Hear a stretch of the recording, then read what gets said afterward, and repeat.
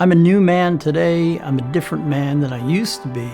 And that new chapter started about mid-December when we had a pretty heavy snowstorm. We were digging out the driveway and getting my truck ready to go into work. And I was having chest pains. I was having difficulty breathing. And I knew something was pretty wrong. A couple of days later, I went to the doctor and said, I think I need a stress test. And after talking it over with him, she said that I already had my stress test and obviously I failed it. And so she scheduled me for a cardiac catheterization. So New Year's Eve morning, my wife brought me to the hospital for this procedure.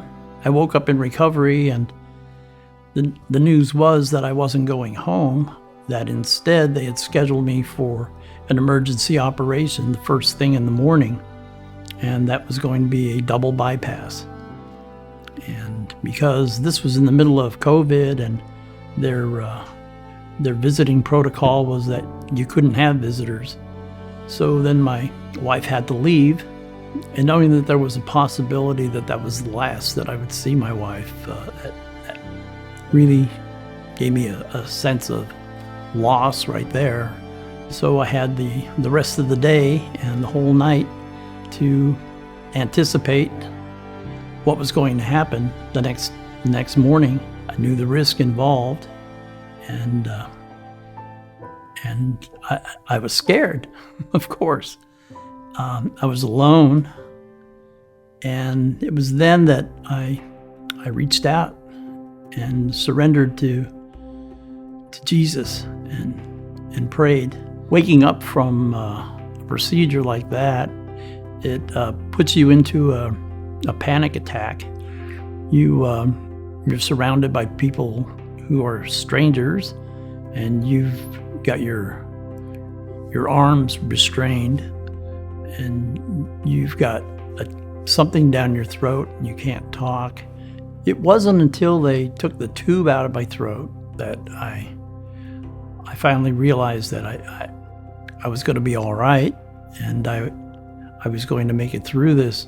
And my first words were, "Praise God." I was given another chance at life, and it has really changed my life. I knew that it was going to be a long while for me to physically recover from this operation, but for my soul, for my spirituality, my faith, it was instant. I knew that I could trust God with anything. He would never fail me, and he didn't fail me. The worship team has been singing a song by Bethel that's called "The Goodness of God," and the lyrics of that they just touched me after what I went through, because it talks about, I've known you as a father, I've known you as a friend. In my darkest night, you were there for me, and I will sing the goodness of God, and your goodness keeps running after me.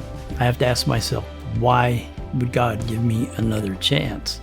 Obviously, he has something for me to do.